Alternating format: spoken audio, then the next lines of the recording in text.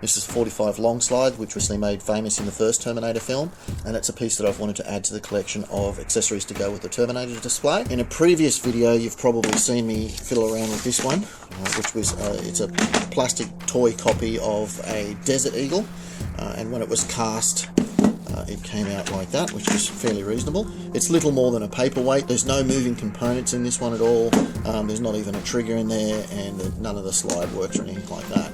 This was really, for me, a proof of concept to see whether or not I would even be able to do the long slide. Gun laws in Australia are very tough, and I just want something that's purely a prop that's not going to be mistaken for a real weapon. So after lots of searching, the long slide version of the 45 is very, very difficult to find, even in a toy version. But what I have found is the toy version of a regular 45, which, apart from the barrel length, as you can see there, I've blown up that picture so that it's pretty much to scale. All the features of the gun, apart from a few, there's a slightly different trigger mechanism, and the hammer has a slightly pointier shape, and a few other little features and that sort of stuff. Not a lot that I'm terribly worried about. What it does, though, give me is the overall features that I need in the other details that are here. So apart from working out a way to lengthen the barrel so that this is at the correct length, I'll have to go around and fill in this instance, I want to keep the trigger in this one. It won't be a moving trigger, but I do want to incorporate some little button in there so that when your finger is in there, the laser element does actually work. The laser sighting system is a piece that I'm going to have to make from scratch, but comparatively speaking, there's not very much detail in that at all.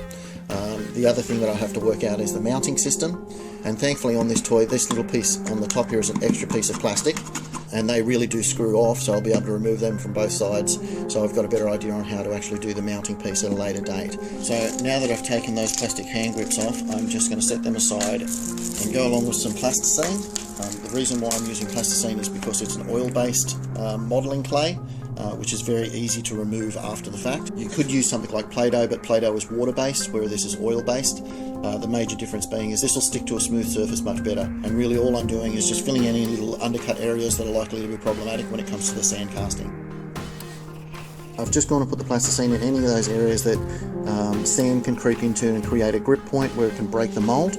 I've learned through experience with the sand casting that with details like that where you've got a little bit of overhang, it's far easier to recut those details in rather than try and wrestle with it and just have breakages in the mould.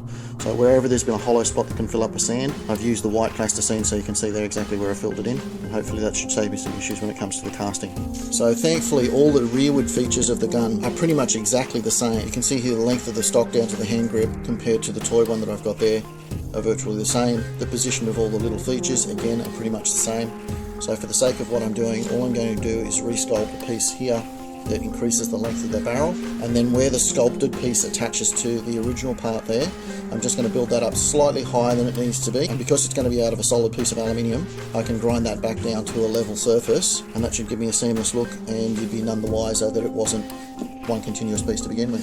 I'm going to be using a 2-part epoxy clay.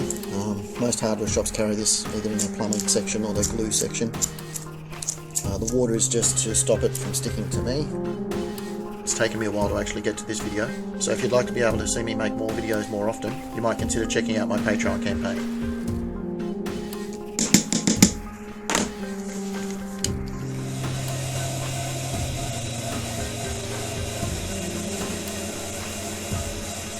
So that's the basic sculpture of the end piece done up now. It's obviously missing the sighting piece, which you can see there. I'll transfer a small piece to there as well. This piece is a little bit oversized to what the original piece is there as well. That's to make sure that when I grind this down as a solid aluminium piece, that the seam piece there will be completely seamless and you won't see where the transition goes from one to the other.